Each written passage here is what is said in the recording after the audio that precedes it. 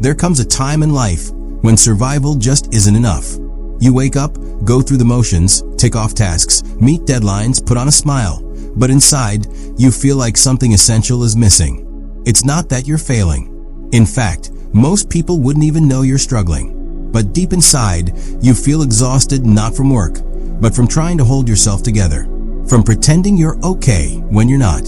From wondering if you're enough. From living every day like you're still auditioning for acceptance. You look around and see people chasing the same things: approval, validation, some sense of belonging.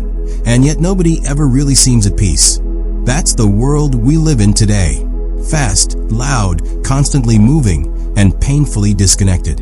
And in the middle of all this noise, you wonder, is there more to life than this? Yes, there is more. But it doesn't come from running faster or doing more.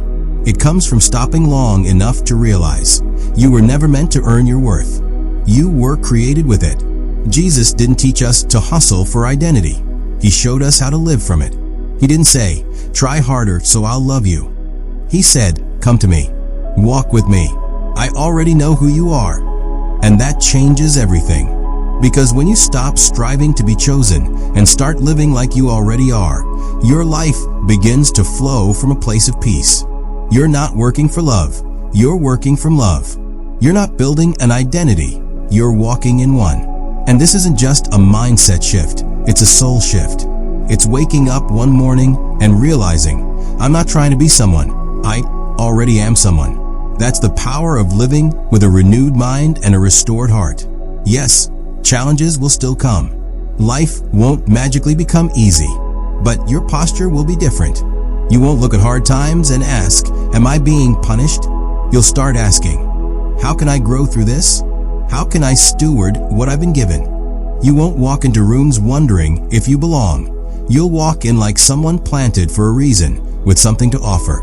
And you'll stop shrinking yourself to fit old versions of who you used to be.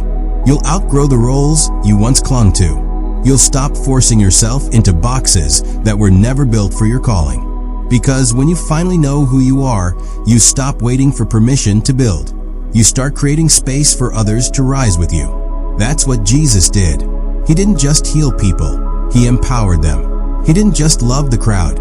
He called individuals by name and gave them purpose. And this isn't just about inspiration. It's about identity. Because until you know who you are, nothing else will feel stable. You'll keep chasing, performing, comparing. You'll keep getting pulled into cycles that leave you empty.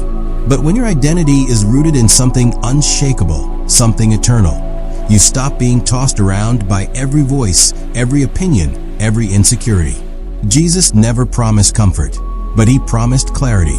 He promised peace, not because life would be perfect, but because your identity is sealed in him, and no circumstance can change that. That means you're not defined by failure, not disqualified by weakness, not forgotten in your quiet seasons.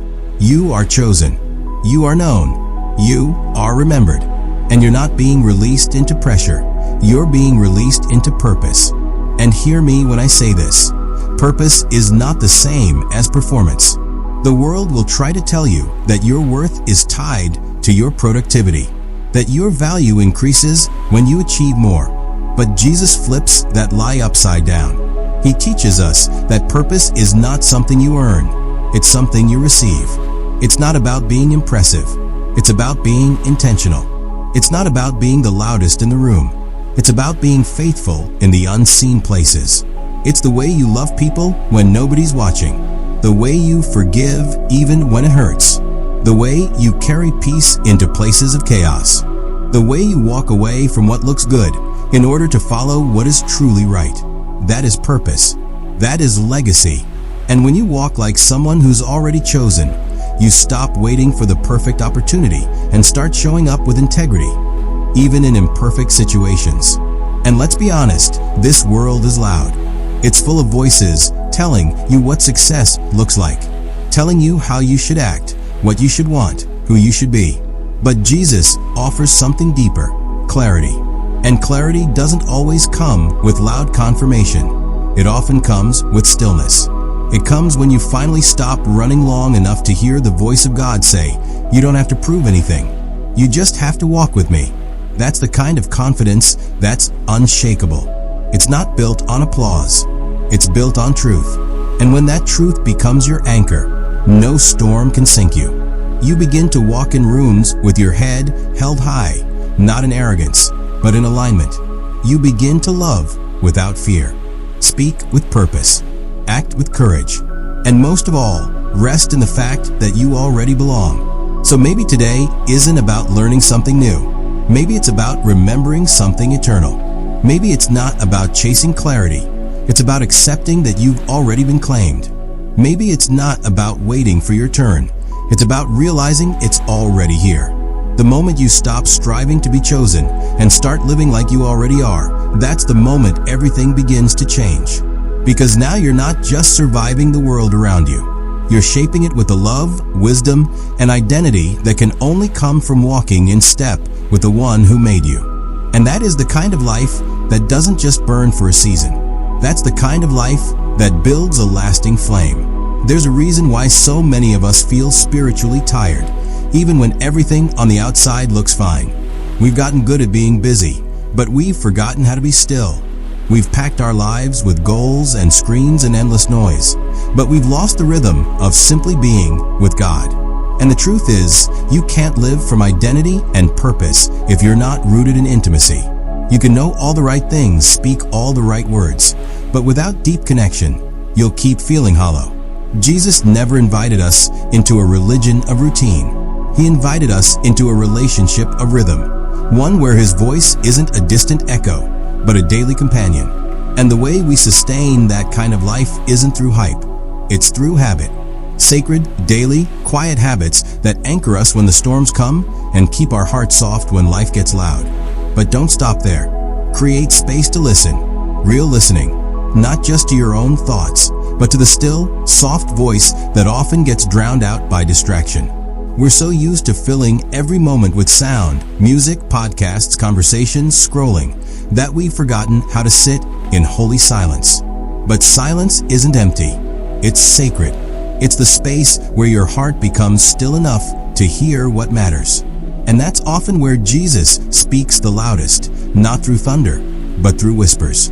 Ask him questions. Wait. Write down what you sense. Trust the nudges. You won't always get immediate answers, but you'll develop a sensitivity. You'll begin to know when it's him. You'll stop second-guessing your steps because your steps will be rooted in communion, not confusion. Listening isn't weakness, it's wisdom. And it's the only way to walk in real partnership with God. And don't underestimate the power of worship.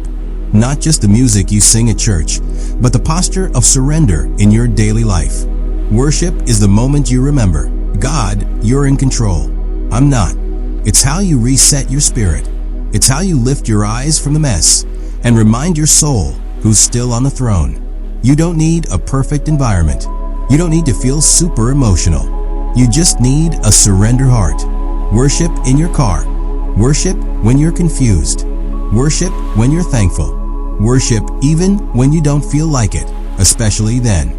Because worship isn't about your feelings. It's about your focus. And when you choose to worship, even in the middle of your questions, something shifts. Heaven enters your situation. Peace returns. Fear loses its grip. Because worship is where we remember we are not alone. God is near. He is good. He is present. And when you worship consistently, your life begins to move in rhythm with His kingdom. Sometimes that rhythm includes something we don't often talk about, but it's vital. Fasting. Not as a religious burden, but as a sacred pause. Fasting isn't about punishing yourself. It's about clearing out the noise so you can hear God clearly. It's about telling your flesh, you don't lead, I follow the Spirit. And it doesn't have to be extreme. It can be small, intentional steps. Maybe you step away from social media for a few days. Maybe you take a break from constant entertainment. Maybe you say no to something that's not bad, but just too loud right now. Fasting realigns your desires. It resets your soul. And it reminds you that true strength comes from deeper wells. Jesus fasted not to gain favor, but to sharpen focus. And He invites you into the same rhythm, not as a rule, but as a pathway into deeper clarity. All of these habits, presence, listening, worship, fasting, are not meant to impress God. They're meant to draw you into intimacy. They aren't just tools for spiritual people. They're lifelines for anyone who wants to live from identity, not exhaustion. Because, in the end, your strength won't come from having perfect plans. It will come from staying close. The closer you walk, the clearer things become. You don't need to have the next 10 years figured out. You just need to stay available today. Open hands, open ears, open heart, and God will lead you step by step into a life that doesn't just shine for a moment, but one that leaves a lasting legacy.